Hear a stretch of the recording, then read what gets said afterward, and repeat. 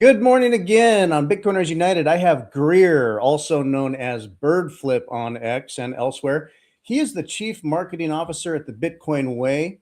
He has over a decade of experience leading brand and marketing for startups and national brands. This includes the Mayo Clinic, Hyatt Hotels, Vera Bradley. Since 2009, he's run a marketing firm servicing retail, tech, and human wellness. He's a creative generalist and a strategist with core expertise in Bitcoin self custody. He now drives Bitcoin at the Bitcoin Way. He drives brand growth and inspires the adoption of Bitcoin self custody, sovereignty worldwide. Super important. That's what I'm into these days: is running a node, taking self custody. He also has a Bitcoin merchandise shop with a variety of Bitcoin gear. You can find that at shopbirdflip.com and is also found on X at BirdFlip. So, Greer, welcome to the podcast. Hey, thanks for having me. Great to speak with you. I was out of town I should say, out of country this past week down in El Salvador and got back. So you're kind of immersed in that. It's a social thing, networking and all the things. And I'm not paying attention to a lot of Bitcoin news. You're really good at keeping a finger on the pulse of kind of what's happening, like as a strategist and thinking for the Bitcoin way for people, but also what's trending out there. I keep up where I can. I guess the most recent news that I saw, I get back, and I don't know if this is news or just drama. So I'm kind of catching up on things. And I don't know if you saw Danny on What Bitcoin Did talk to Saylor. Oh my goodness. I was listening to it just to you know how Saylor is, and it's entertaining. Next thing I know, Saylor was sounding very pissed off. And then I'm like, oh, that's interesting. And then it got a little worse. And then it seemed to stay kind of like angry. And I had to rewind and say, what triggered all this? And we don't have to belabor this news item, but my thought was that Saylor is probably so used to explaining and explaining and explaining and defending his position, and to have Danny, someone who is like, I almost consider really kind of a good pleb like us. He's into self-custody and some fairly based Bitcoin, whereas Saylor is off on another level with all this stuff. And so Saylor got really defensive when it was like Danny would encourage people to sort of stay base, stay self-custody and all that. And Saylor's like, you don't get it. Like, are you judging me? What's your solution? And I don't know, your take on that. I think Saylor he is frustrated that he has to continue explaining Bitcoin, as you said. But I think he's at the point now where if people don't believe him, he's just going to buy all the Bitcoin and force Bitcoin to go where he wants it to go. 10 million a coin, 20 million a coin. So I think Denny was trying to ask him if treasury companies are a good investment. And of course, Saylor's like, well, is a regular company a good investment? And looking for maybe permission, or at least to establish themselves as not just the best investment in the stock market, but also a great investment because they have Bitcoin. And to me, that was a lot of what triggered Saylor. And I think Denny handled it really well. Yeah. He took it like a champ. Yeah. Kind of getting yelled at by his dad. He sort of took it on the chin. But yeah, I think it was interesting. And for me, I see a lot of sort of inconsistencies, and I wouldn't call it hypocrisy, but maybe it is. Saylor custodies strategies Bitcoin with a counterparty, and at the same time talks about counterparty risk. And I think he's right about that. We are in a very low trust environment. Counterparty is a huge problem when it comes to your 401k, your stocks and bonds. Is the government going to pay you back if you buy their bond? That's what the other countries of the world are asking. But Saylor also holds his Bitcoin with Coinbase. And Fidelity. Yeah. And so there's a lot of counterparty risk there as well. So it's hard not to point that out.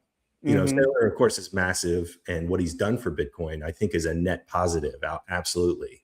Incredible thinker that's orange pilled so many regular folks. But it's we're kind of in nuanced stage where Bitcoiners are looking for purity. We're looking for the signal. We want to know what should we do, who thinks the way we do, and who's willing to go to the extremes that we are. And Yeah, I know. that's the key. I totally love and respect Sailor. And I mean, his Sailor series on Breed Love was what initially kind of orange pilled me in like 2019, I think it was, and got me on that track. And then everything he ever said after that kind of added layers to, oh, I get this, the thermodynamic energy storage and the, what it's going to do to real estate and the granite of a new foundation and a realignment of the entire system. And now he's got these companies like doing that, but it is so many layers beyond what I consider myself like kind of an 80 IQ pleb. And so it's just like, sort of like what the Bitcoin would encourage good people to do. It's like, don't get over your skis, don't get over leverage, don't get into games. Our natural ego and greed will sort of want to do better. Like, oh, it's good. Can I get more? And I'm like, ultimately, it's like, where does yield come from? What are the counterparty risks? I'm going to take self-custody and I'm going to stay humble and stack sats. That's all I can manage. If I was some sort of brilliant genius, maybe I could navigate or afford the risk. But I don't encourage anyone to ever do that ever. And so what was weird about Sailor was that, and I guess he's fatigued on the defense or the argument, but instead of like steel manning it for Danny or explaining it again, he was just done. I might draw a parallel to the feeling I'll have with no coiners, where you're just like, fuck you. Like, if you don't get it, it's kind of like BirdFlip. It's like, Bitcoin is FU money. And that's not to say I got money and you didn't figure it out. You get it at the price you deserve. It's kind of like you get tired of explaining it. I don't have time to explain it to you. Sorry. I will orange pill myself, but I hit limits where it's just like, if you don't get it, you don't get it. I'm not going to keep explaining this. Does any of that resonate with the brand of BirdFlip and kind of like, hey, if you get it, you get it. If you don't, I'm not going to like keep defending it. Absolutely. That's really where the BirdFlip came from. Bitcoin is FU money. And I don't think it was necessarily directed at anyone in particular, but it is funny when I wear, I'm wearing the hat now. When I wear the hat out in public or a sweatshirt, often people, of course, they don't understand the message behind the symbol. You'd have to be a Bitcoiner to get it. And I think that's some of the sort of secret sauce. Like it's a Bitcoin brand, but you wouldn't know that it's a Bitcoin brand unless you were on Bitcoin Twitter, maybe engaged with me. And, at the same time, I'm not a large account. So, but I think as sort of a statement, that's what it means. It's Bitcoin is FU money. And going back to what you were saying about Sailor and also, plebs and taking risk on your Bitcoin and trying to get more Bitcoin over time using risk or leverage, to me, that all stems from comparison. If you're on Bitcoin Twitter, there's a good chance that you've engaged with plebs. They're not really plebs who have hundreds or thousands of Bitcoin and they're spending their time shit posting. And it's very easy to want that for yourself. You came in on 2019. I first bought Bitcoin in 2021. And, for me, it's like, when do I get to feel like an OG? And that'll probably be 10 years from now when one Bitcoin is 2 million, 4 million, 10 million, then I'll feel the way that the OGs do today. But if you are a pleb and you're stacking sats, you are a turtle. You are not the hare. And you have to go slowly, and consistently over time. And to me, that is the hardest thing to do because we're surrounded by people who have thousands of Bitcoin. Or you see Jack Mahler start 21 Capital with 40,000 Bitcoin. Or, there are countless examples, but I think comparing ourselves to other Bitcoiners is probably one of the most destructive things that an individual can do. Yeah, it's a weird feeling to have where we all feel late. And I think about it, it's like, has it been 6-7 years now? And it's been good. I mean, it galvanizes your conviction and your learning and your study, and you're reconciling your why when you write it up and then you write it down and then you write it up and you write it down. And people will say, "Oh, you were like early," and I'm like, "I felt late. You feel late, but we're all early." So I like it when you put it in the context of, I would say, give it a good cycle. I mean, if cycles exist anymore, that can be something to question. But give it 4 years, give it 5 years, give it 10 years. I like when you say, give it 10 years. What is your time preference with this? And I could bring up. Here's a graph I'll pull up. So we think of the peaks and like, oh, we didn't have a nice big peak towards the end of last year. But I'll look at the lowest dips we ever saw through the years. And I remember back, just what, a few years ago when it hit the teens again. And I tell you, I had ridden it down, but I was starting to transition into, okay, I'm all in on Bitcoin and I understand better Bitcoin. I can buy cheaper sats. I'm going to keep stacking. I can get more now. I believe and know the math and the hope and the future of all this. So I just stayed humbled and stacked sats. That's really hard for our egos to grapple with, because I've orange pilled people that after years of them being no coiners and arguing things they didn't understand, or just being, no, I like my broker, I like my investments and all that stuff. And Bitcoin is so speculative and it has no intrinsic value and all the things. And then they finally got off zero, and I tell them, give it 4 or 5 years. I should say, give it 10 years. And a few months go by and they just see volatility and they're like, when am I going to get rich here? It's like, no, time preference. I think that's right. And that's incredibly hard to do. And what I see most commonly is that the world is really pinching everyone. Everything costs more money. You have the Bitcoin that's going up, or it feels like it's going sideways forever. Like you said, it hasn't made you rich. But if you look back, so I've been in 5 years now. If I look back, I have a cost basis that I feel good about. I never sold. I bought all the way up to 64 and then all the way down to 17. I didn't, I know it went to 16, but that was like a minute.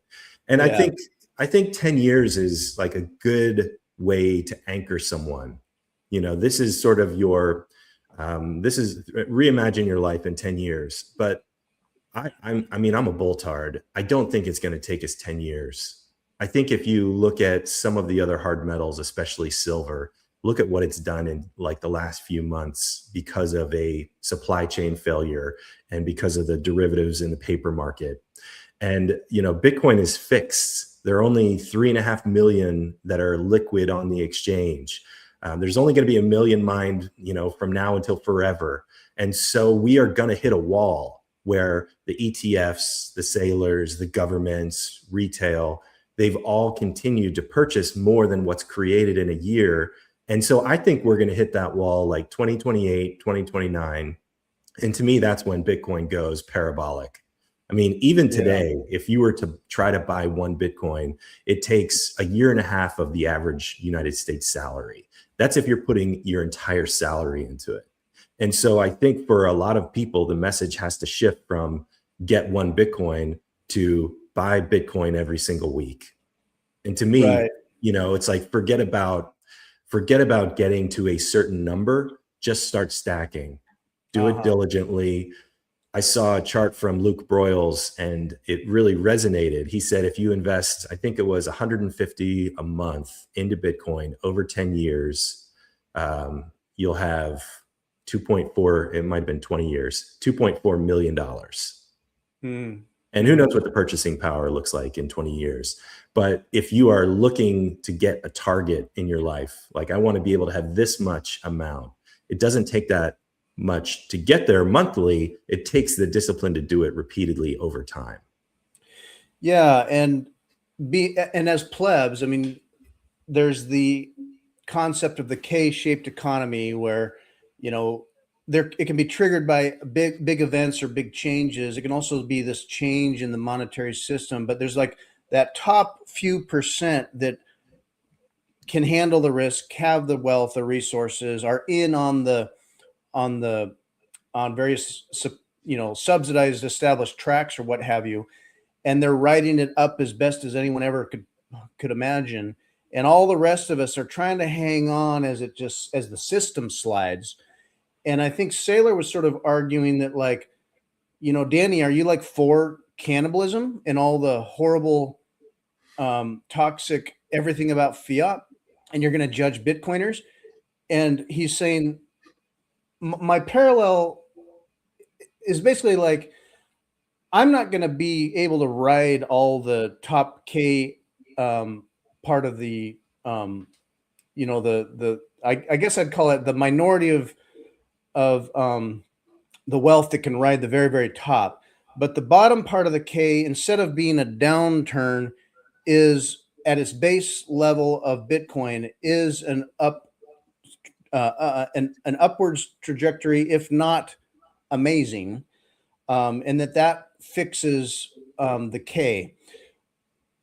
The stuff Saylor's doing is sort of like reinforcing this K-shaped economy where, hey, if you can get in on this new game, we have a different game here, but it's the same game. It's just a new hard property asset.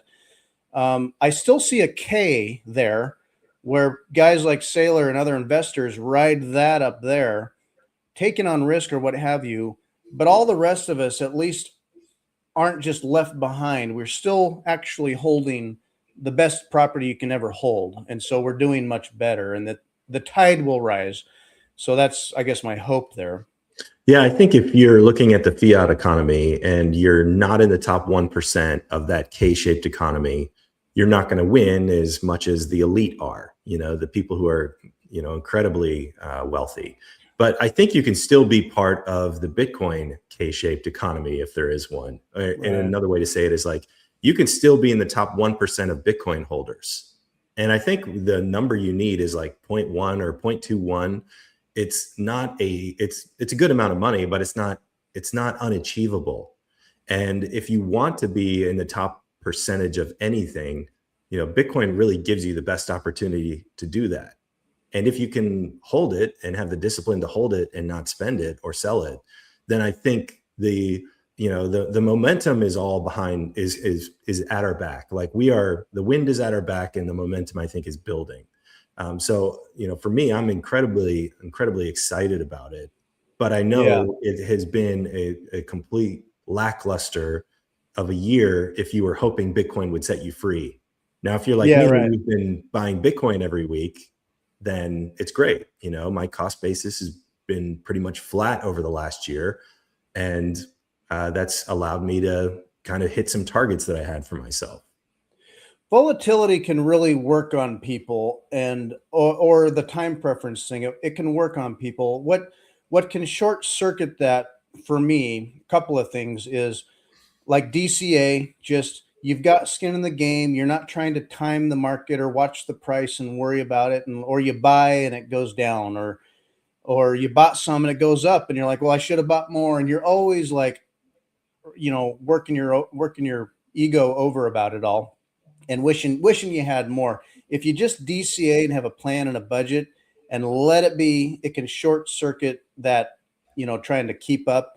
And then I'll also just sort of imagine the idea of like dollar sat parity, that when I stay humble and I stack sats, and it might be, it could be $10, $100, $500, or just, that'd be like a nice big, like, ooh, try to get some.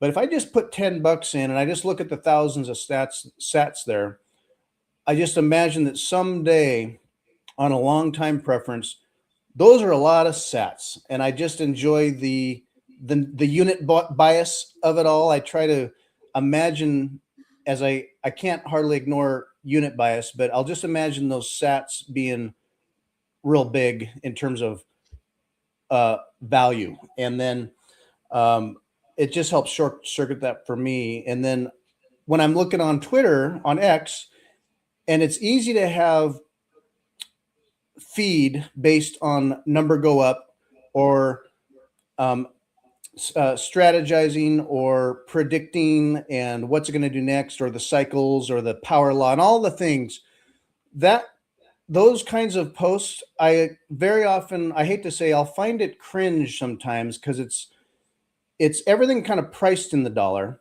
and that the value comes still from our language of money, which is dollar. And so it's like number go up, number go up, number go up.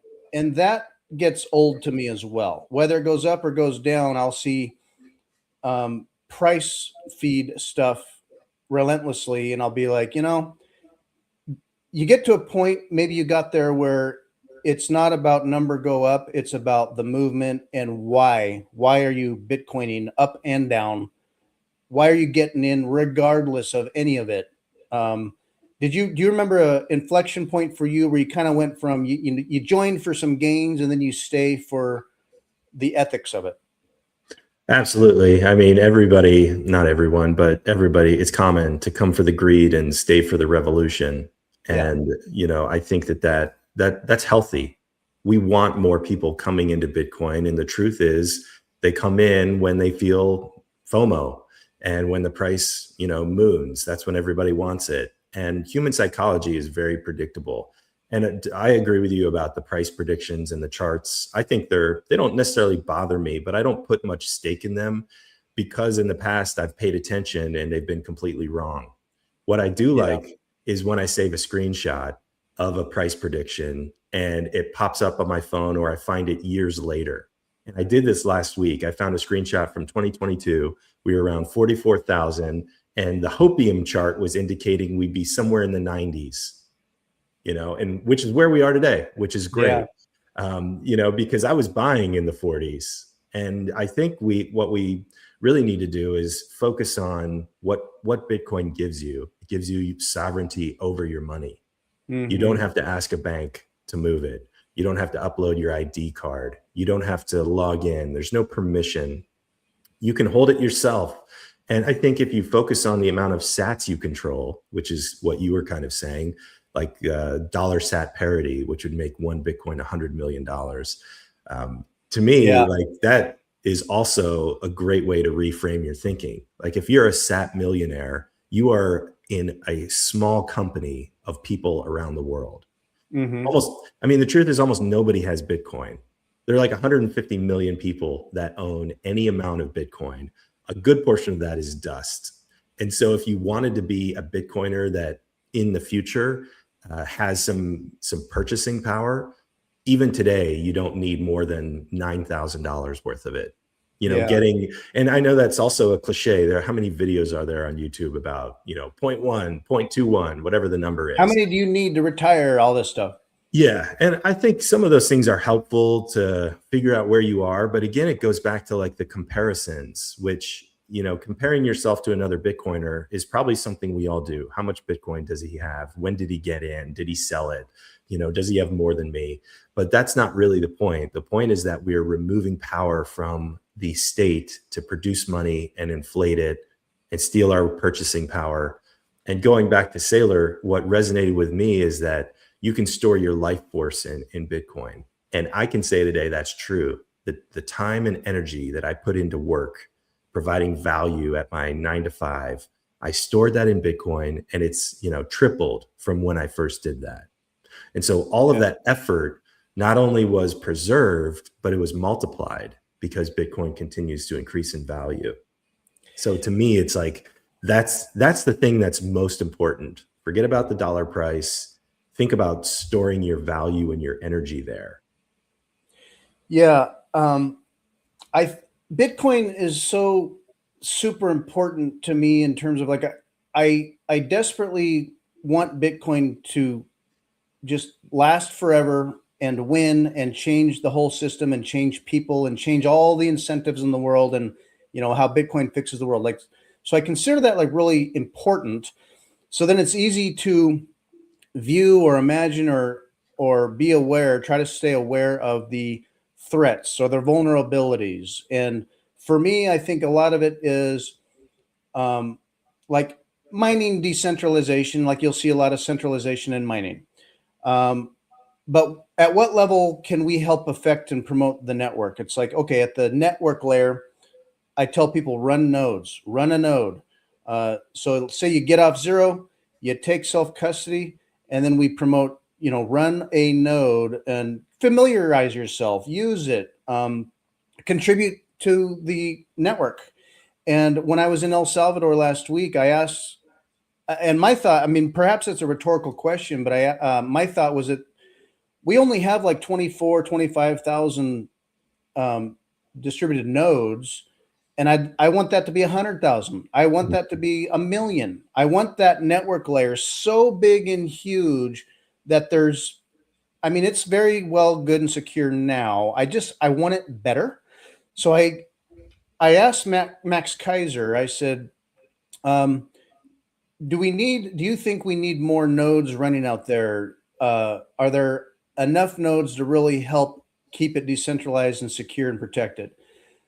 And kind of like Sailor, kind of like Max, it's like, it's not that it's unimportant, but they're like, yeah, sure, run nodes. Yeah, I mean, that is important. Like, yeah, it's just that on one hand, I want to see more of these big influencers say things that promote the increased strength and perhaps ossification of Bitcoin. And I don't always hear that. Danny kind of almost got to it. And Sailor, kind of like Max, I think the attitude is kind of like, hey, Bitcoin has been through the block size wars, or the node arguments going on, or this or that and the other. And it's just TikTok next block. Bitcoin is going to be okay. I don't always trust that, like, oh yeah, Bitcoin will just be okay. I want things decentralized. Do you ever worry about the network needing to be stronger at all? I think that's a great question. And I agree with you. I think more people should be running nodes, and like you said, there are only 24,000 of them around the world, which is way too low. It means that your Bitcoin is relying on someone else's software. And when you run your own transactions through your node, when you verify your wallet through your node, you are completely independent. You are, and connect that to a miner, right? And then maybe you're mining to Ocean using Datum, so you can create your own block template if you find a block. Yeah. Now, in my opinion, now you are Bitcoin. You are using the currency. You're enforcing the network. You're contributing hash rate. And for me, the way I think about it, I've always wanted to do everything possibly I could in Bitcoin, whatever that was, which is why I started the merch shop, in addition to all the other things I was doing. But I think it takes active participants. It takes people a lot to understand what Bitcoin is, just what it is.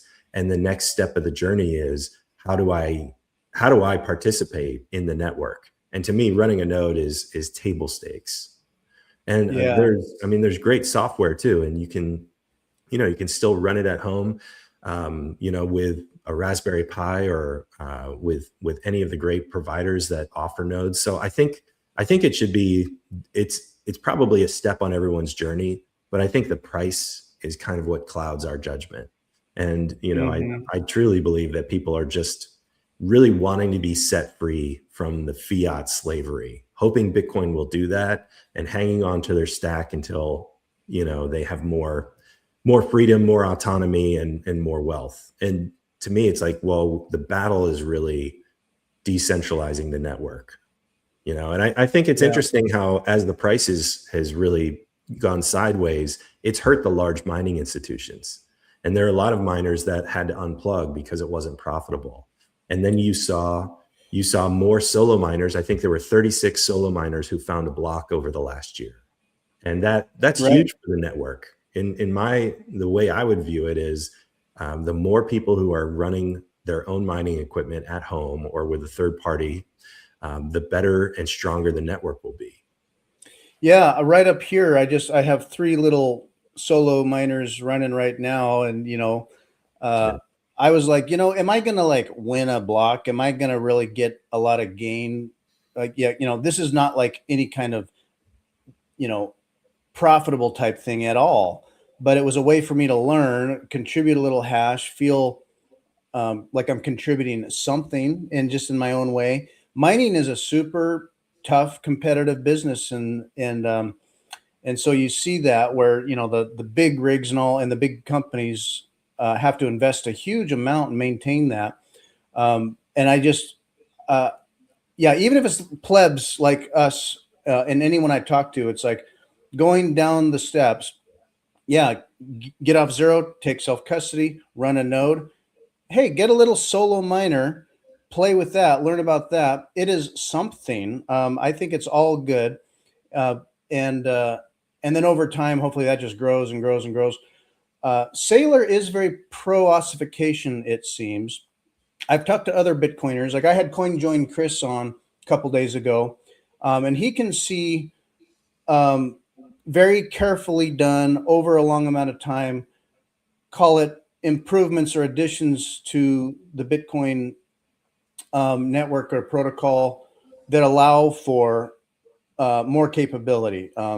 Certain types of smart contracts and CTV or um, OpCat, things like that, that allow people to do more on Bitcoin. I really land in really more of an ossification stance, and if you want to do extra, do that on other layers.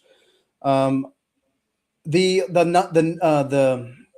node running debate that's churned for a while and has kind of simmered, but I try not to get too evangelical about it. I just say, hey, just run a node. Do your own research, look into it, do what you will, but just run a node. I don't like to have us fractioned. I want us Bitcoiners united is really what I would prefer. But you can do that the way you want, because you can. In Bitcoin, you can do what you want to do the way you want to do it. Just run a node. So, do you ever feel like some of these conversations are too divisive, or um, could fraction, or could just make FUD, like the quantum FUD that came up? It's kind of like, really, it's like any excuse for FUD. Maybe is it some of this is FUD, some of this could be important, but how dire is it? Some people are looking for attention sometimes. What do you think? I think as far as quantum is concerned, to me, that's FUD. Yeah. I think the ability for quantum to reverse the elliptical key cryptography and find your private keys is not realistic anytime in the next 5 to 10 years. And there are also multiple BIPs, Bitcoin improvement protocols, that are on the table that will update wallets to a new quantum proof address. So I think the Bitcoin network itself is filled with people who are incredibly intelligent. And I think when you ask about division, I think that is good. Bitcoin is a purity test. And for me, I side towards the ossification camp as well, because I think Bitcoin is money. And I think Bitcoin's role is to detether money from the state. Satoshi's title was an electronic peer-to-peer cash system. And to me, that means that it's digital and it's person to person. And it's not for images, and it's not for whatever sort of bloat you want to sneak into one of the op returns or whatnot. To me, that's manipulating what Bitcoin is. And I think the core knots debate it was kind of a gritty, tiresome debate because it was so technical. And I'm a pleb that makes memes, and I sort of connect to the sentiment in Bitcoin. That's kind of like what interests me. And so it was a challenge to dig into all the details. But as I understood it, my response was to run knots. And that's what I'm doing today on my node. And we've since seen that Core 30 has deleted legacy wallets, or at least made them possible to be deleted. And I think the division that happened is a good thing, because it forces us to be able to sort through those issues and pick a side. And if you're in Bitcoin because you don't like picking sides, then you're in the wrong place. Bitcoin is about picking sides. And I think you see all the competition in the voices because we are on a mission. We are doing something, and you can either do something with us or don't have an opinion. And I think Bitcoin forces you to do that. It forces you to pick a side. So I think more division is key, because ultimately we want to get down to like, what is the bare essence of Bitcoin? And like, as I said, to me, that it is money. And that challenge is, okay, well, who's in control of money today? And Bitcoin, of course, flips the script. Now we, the people, the regular citizen, you are in control of your money, and it's a bearer asset. And that comes with all the responsibility of it being a bearer asset.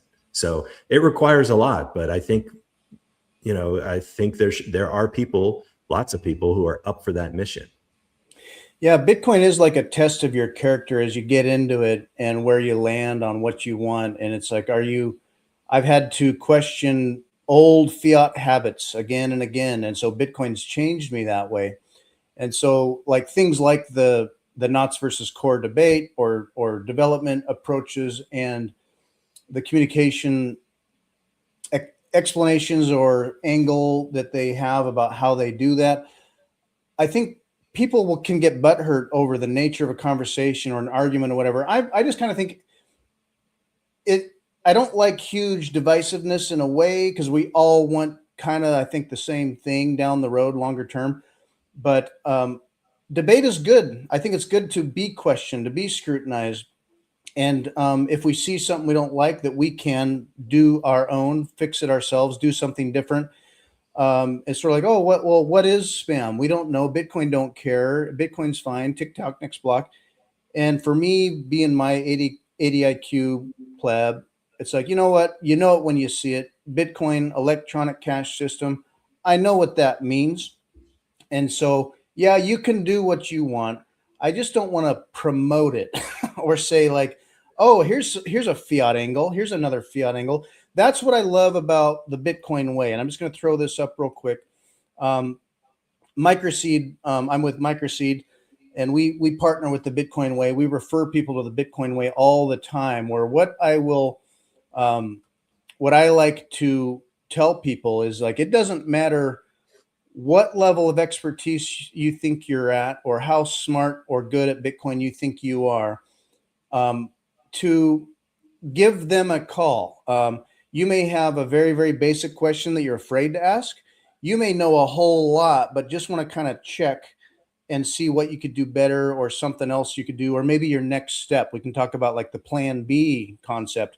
I say, hey, give the Bitcoin way a call. They will help you no matter where you're at. There's always other steps to take. I'll just ask you, how are things going at the Bitcoin way with you and your position? And seems like you're growing. Yeah, we are growing. It is fantastic because our mission is to educate people. And like you said, we get people from all different countries, all different age groups, all different backgrounds, and they all have questions. And those questions are unique to them. And so our team is fantastic. It is the best. And I would say there's probably nobody more hardcore when it comes to privacy, security, understanding how to hold Bitcoin, how to use Bitcoin. And of course, as you mentioned, we offer Plan B. You could go to a Plan B company and they'll give you 1,000 different recommendations of places you could go. And we pick one. Everything we do has been boiled down to, here is the one thing that we recommend because we've done it. So we believe Panama is a great destination for people to go. It's low tax, it's pro Bitcoin. They have a Bitcoin mayor. There's a Bitcoin village called Veritas Village, where you can join other Bitcoiners, and it's a virtually self-sustaining environment. And cool. It's still kind of a secret. Panama has the ocean, it has the mountains, it's beautiful country. And you have a like-minded group of people who are expats from around the world. Mm-hmm. When Australia was going through a lot of problems this past fall, some of our audiences all came from Australia, like a huge portion of people to the website, calls, not only looking for help getting their money out of the country, but also help in relocating and resettling. And what's cool about Panama is that it's very low effort. They don't require you to be a citizen, so you apply for residency. It's very affordable, and you can bring your family. You can show up. I think it's once every 2 years you have to show up and visit to Mhm. maintain active residency. But after a period of, I think, 7 to 10 years, if you want to become a citizen, you can. But Mm. it's really a great backup option in the event your country goes through some serious things, like maybe what we're seeing in Iran. Oh Um, yeah. or I mean, pick a country. Every country is going through upheaval at the moment. So I think it's a good backup plan. And if you're a Bitcoiner, it's a good place to go visit. Yeah, and in America, we often feel or don't even think about it, but we're kind of insulated from a lot of like overt problems, if you will. Even as things, I see so many things just kind of sliding into fiat oblivion. And ultimately, when if I imagine part of that little black pill inside of me, and I look too far down the road, I'm like, this is screwed. There's no fixing this. You can't vote harder. You can vote with your legs and your money, and so one, you can own your Bitcoin and you have that freedom money. But two, what if you need to just relocate and be somewhere? Um, for an American, like, so visiting El Salvador is kind of that obvious, like, oh, Bitcoin country and all that. And I visited. I would probably say for many Americans, like my wife included, moving to El Salvador could be a real transition, maybe not real straightforward or preferable. Um, when I was in El Salvador, I was talking to another business guy, and he said, "Oh, I've heard a lot of good things about Panama. Panama is another great location." I was like, "Oh, really? Panama? I hadn't really thought about that." It wasn't until I got back and I was listening to some of the Plan B ideas and the Eco Village, Bitcoin Village in Panama, and that Panama is a great destination. So it's not like, well, if you're a Bitcoiner, you go to El Salvador. El Salvador has a lot of good incentives for businesses and the tax situation and all that, and they're up and coming. I saw a lot of great things. Um, there are lifestyle things to probably get very adjusted to, but you've got a lot of value traction there. Um, Panama sounds like perhaps a better option for people. So Panama is kind of a real direction that. Oh, geez, I think of some of the islands that there were other passport citizen companies that were identifying islands you could go to. And I'm glancing at them and it's like, I am not a millionaire. I cannot Right. afford that to get a foot in the door. Like that's just, it's too expensive to go to the island of St. John or whatever. Um, but Panama sounds very accessible and what could be a next step for, say, your average pleb American Bitcoiner to have that plan B, not like, oh my gosh, escape from America, but just not be stuck. I think that's right. It's a good backup. Yeah. And America, we do have a lot of privileges the rest of the world doesn't enjoy. And I try to keep that in mind. What we do at the Bitcoin Way is for everyone, and we serve countries all over the world. But I think we do have, it would be tough to make Americans say, hey, I'm going to pick up and move to Panama full time, unless we were really pushed hard and felt like it was hopeless. I do think at times, I am black pilled. You can't vote your way out. Hmm. What's going to happen in the upcoming election? And I think ultimately what I want to do is just hold on. I want to be like the other, price watching plebs. When is Bitcoin going to set us free? And then I'll have the option to move to Panama if I want. Or, at the same time, everyone's different. If you're raising kids, it would be really hard to pick them up and move them to a foreign country unless you felt a Hmm. strong desire. But just kind of speaking candidly, but there are people who do need to leave, and they might need to leave Australia because Yeah. their bank is cut off. And we hear stories from people who try to buy Bitcoin on an exchange with an Australian bank account, and their bank account gets shut down or frozen, and it's like a $1,500 purchase of Bitcoin. And Uh, when the government becomes tyrannical and you aren't protected by a Second Amendment, and you do feel like you're isolated, it makes sense. And there are people who, just like you said, they want the backup option. Maybe hmm. I'm not ready to go today, but I want to know that if I needed to leave, I could. And I Yeah. think Panama offers that escape option. And, it's a short flight from the US. You Yeah. know, and when you're looking at what Trump is doing in Latin America and the Western Hemisphere, you kind of also think, well, maybe I'll still be protected by the U.S. military if I go to Panama or another place. Yeah. So I think the calculus always changes.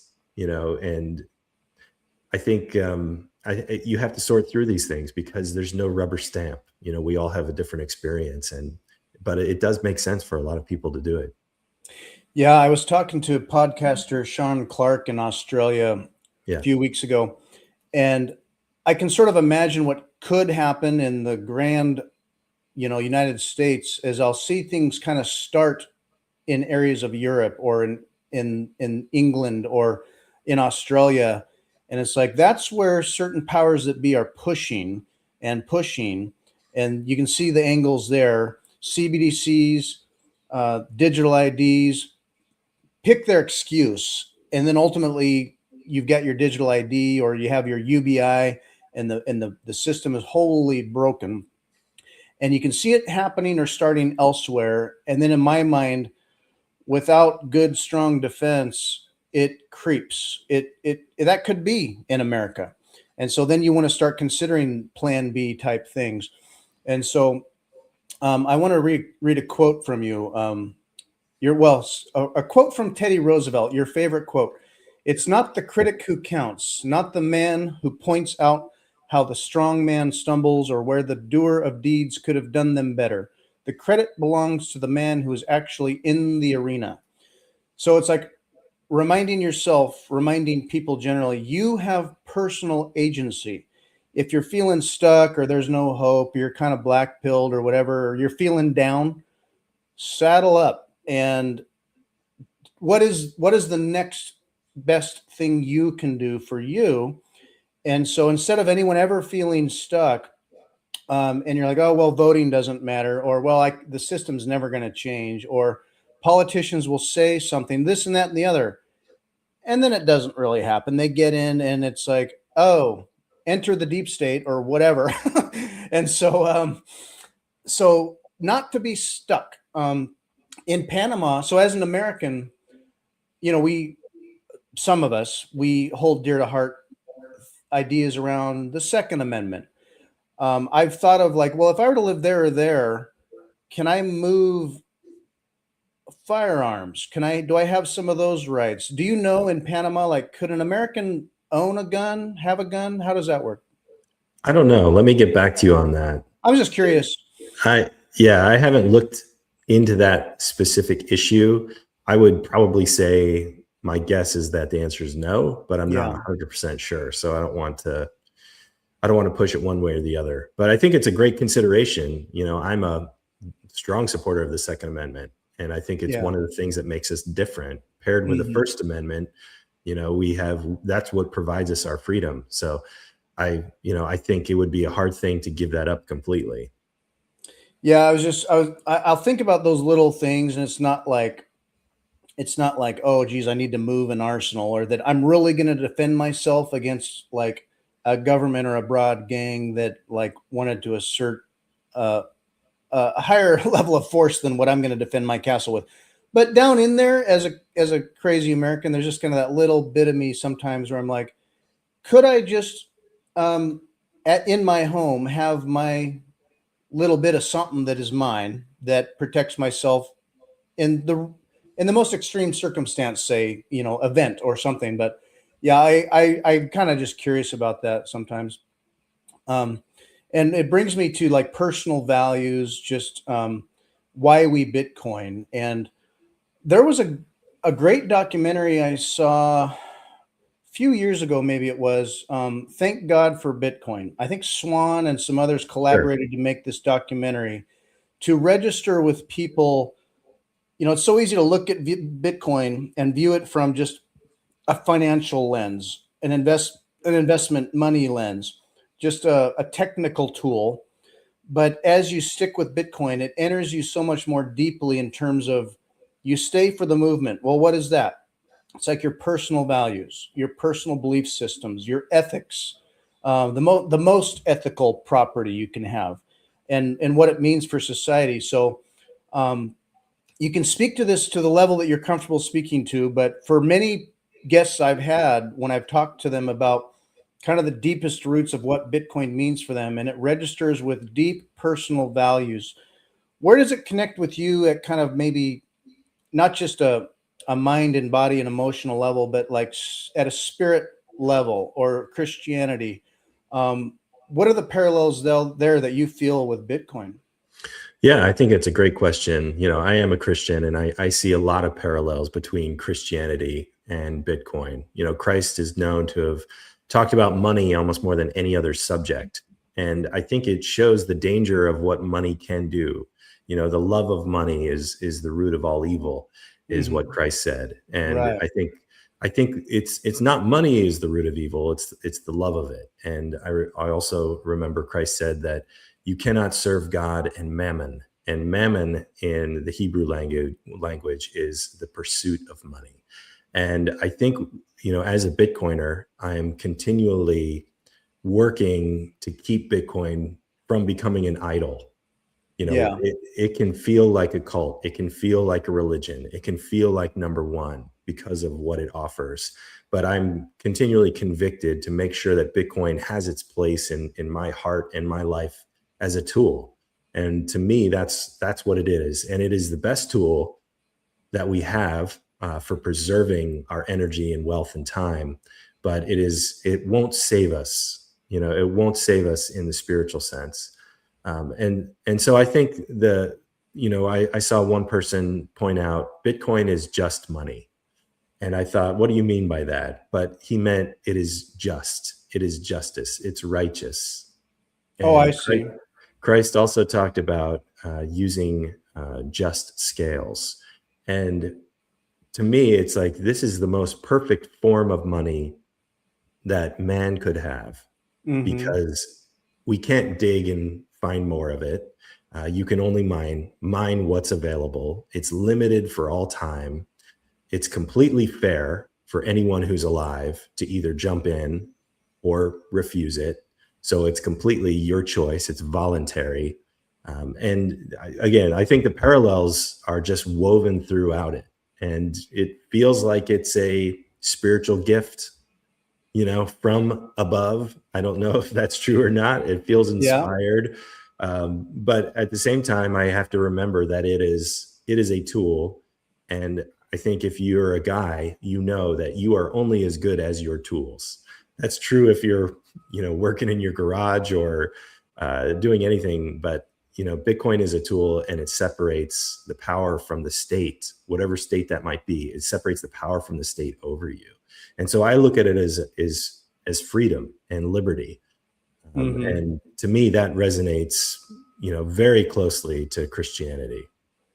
Yeah, and not being beholden to like being told what and how to do it. With related to personal agency, finding it yourself, knowing it true for yourself, doing the work, walking the path yourself. You know, Jesus turned the tables over in the banks, and I just imagine would the apostles Bitcoin? I think they would separate money from state, and that basically, you're not waiting for specifically like the church or the government to dictate and interpret and tell you. You can verify for yourself your own faith, your own tools. Act as a person on this earth for you, and do so ethically. And so it's just money. So many parallels there. Also, the immaculate sort of conception and gift to humanity that Bitcoin was, the mystery of Satoshi. So many things that we may or may not know there, that people deep dive research to try to understand, and we can maybe get there, but it's like good and better that it remains that mystery and retains that magic, if you will, that this was an amazing miracle gift to the world, like Prometheus giving fire to the world, the invention of the wheel, the invention of the printing press, the internet. Here is like Bitcoin is like that next huge gift of technology and a tool given to humanity to get to the next level that we are aspiring to be. And so it hits you deep. at a spiritual level. And I think that's it helps galvanize me and my why, as far as why we Bitcoin. I agree. And I think it goes to why so many Bitcoiners continue to try to orange pill people. You know, Yeah, how can you stop? And I 100% resonate with what you said earlier about, like, it's just tiring. You know, it's tiring to go back, and even Saylor gets tired of telling people why. But if you're like me, it's like we're still compelled to bring up Bitcoin, and maybe we do it in other ways. hmm, And there are creative ways to orange pill people. I gave my niece, I think, $100 in Bitcoin. I wrote down 12 words from Blue Wallet, and in her birthday card, it had the 12 words, and she had to figure out what that meant. Download Blue Wallet, enter the words. And this was like 2 years ago. And, you know, at 19 or whatever, she's a Bitcoiner, and she saves in Bitcoin. And nice. that amount of those sats have, you know, doubled or tripled since then. And Yeah, that's a successful orange pill. Give somebody totally. Bitcoin, give some Bitcoin away, and then teach them, you know, just to get started. Hmm. And that works so much better, because I have friend groups where I talked to the guys and said, you know, take $100 and put it in there. And one guy did it with his Fidelity account. And 6 months later, he opened it up and he goes, "Oh, it doubled." I'm like, "How much do you have?" He's like, $200. You know, you're just kind of hitting your head against the wall. Like, people will get it when they get it. Yeah, Hopefully it's sooner than later, but I still never stop trying to orange pill. It's just yeah, it's just too good of a thing to keep to yourself. At the same yeah. time, it does feel incredibly lonely. Yeah, you can be like kind of that candle in the dark of like in my town, like, am I the only one here? At one point I found that one other friend who also gets it, but otherwise with friends and family generally, I can't help but I even as I really rein myself in and be like, "Fug them," or just be like, "Hey, you'll figure it out someday if you will." I'm not going to keep explaining it to you when I've tried, but I also cannot. I can't ever stop. I can't. It would be when you see fiat everywhere, and then you're at Thanksgiving or you're at family friend company events, fiat job stuff, and you just see it everywhere, and people are talking about the price of this, or oh, they're not issuing pennies anymore. And in my head, I have to be careful about how I might unload. But even as I'll say, I don't need to orange pill people, but I can't help it. I will. I'll speak my mind or dose it carefully and not sound crazy, but I will. And other people also, they may want to intellectualize it and kind of entertain it in their mind kind of forever, perpetually, because they don't like change or to put in work or time. So then for others, like I've given them gifts, like a little Bitcoin coin that had a public key on the outside and a little private key on the inside. And I put a little bit on there, just, a little, like you said, a modest gift. And you give that to them and you explain something very basic, and they don't have to do anything. But in their mind, there's that little switch flipped that, oh, I have some Bitcoin. I don't even know maybe how much or what that means, but it's a shift. And some people just got to be given that little push, or just kind of like that gift to simmer for a while. And then over time, it took me time, but it'll take some people just time. But Mhm. I'll bring up you've seen this before, but there's this adoption curve view on how, perhaps any technology or new innovation kind of enters our meme space and the human societal brain.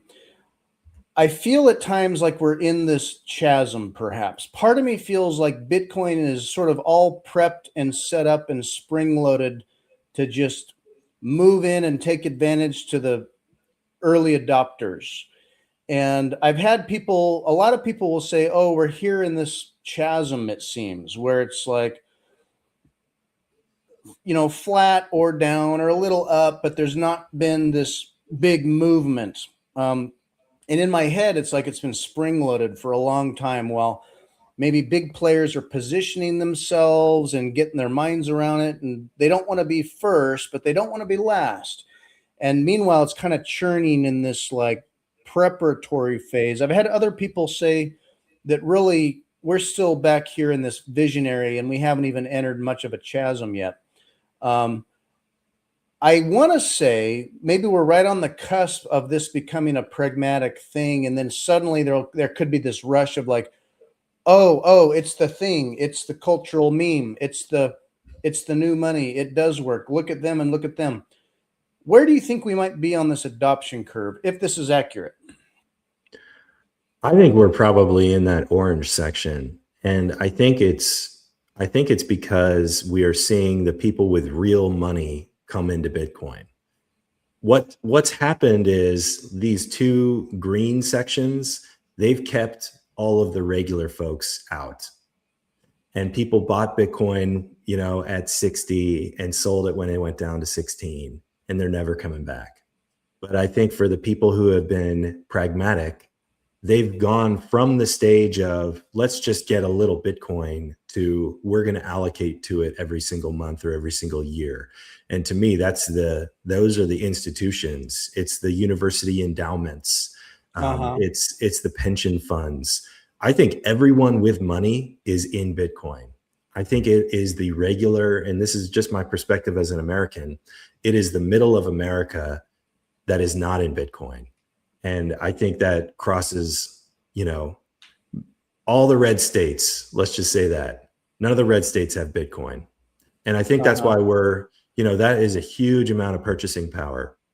I also think it's the boomers in that group that have money, that have disposable income, that have pensions, and they have retirement accounts that are feeling, like those are, like they're doing well financially.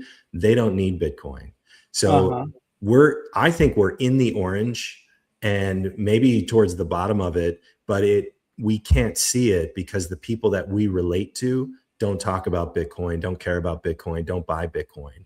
It's everyone on the exterior that has money at an institutional level, that has a fiduciary responsibility. Those are the people that are buying Bitcoin like crazy, which goes back to what I was saying about like in 2028 or 2029, we hit a wall. There's no more Bitcoin available.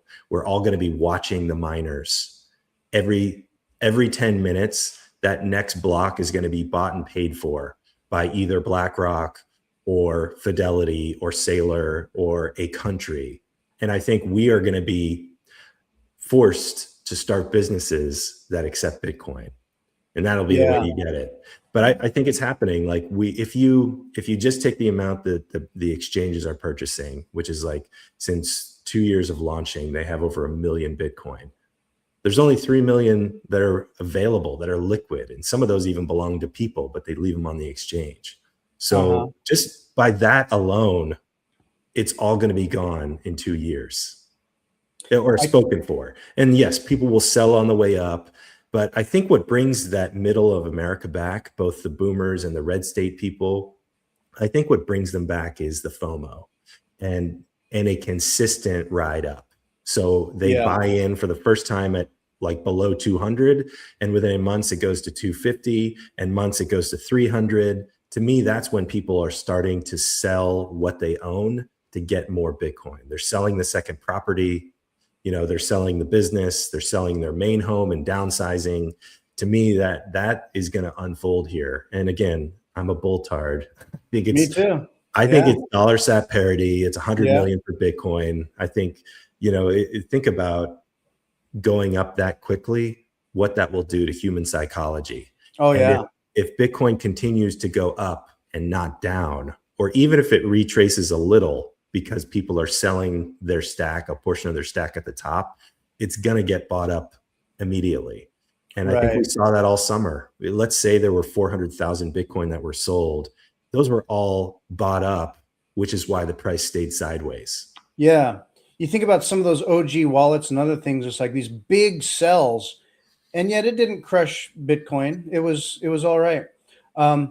So we've got a bit of a time, a hard stop for you here, and I want to be respectful of that. There's so much we could talk about, and so let me just bring up real quick your merch shop.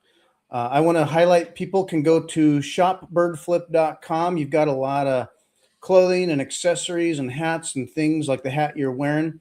You can get your low-key Bitcoin merch and the spirit of the Bitcoin FU money.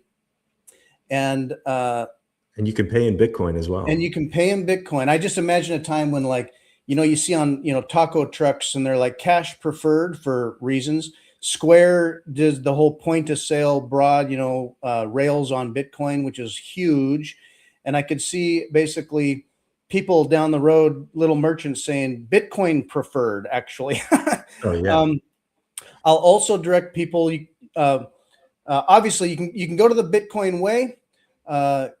Check out the Bitcoin Way. If you ever have any questions, free call. You can consult with them and they'll help you out. They're a great, well-aligned compass. Like, if it all seems really complicated, here are the specific steps you can do to do it right. Because there's a lot of ways you could do it. And if you're not sure and you don't want to misstep, the Bitcoin Way will guide you and direct you. And you can be found at BirdFlip on X. I was going to bring it up, but you have, and one reason I enjoy your feed and followed you is because you put up a whole lot of funny memes and you got a lot of great creative and funny content you're constantly throwing out there. So your feed is just inherently very entertaining as well. So people can follow you at BirdFlip on X. Is there anything else before we go that I missed or that you want to share before we say farewell? No, this has been great. Thank you for having me on. And I appreciate the shout outs to the Bitcoin Way and to my shop. It's very generous of you. So thank you. You're welcome. I love the Bitcoin Way. I love what you're doing, the merch shop, and just kind of what can you do in Bitcoin? Not what Bitcoin can do for you. What can you do in Bitcoin? And you are doing it, and I just love it. So I appreciate you being on today. So thanks again. Thank you. It was great to connect. I appreciate it. Bye, Greer. Bye, everybody. We'll see you next time.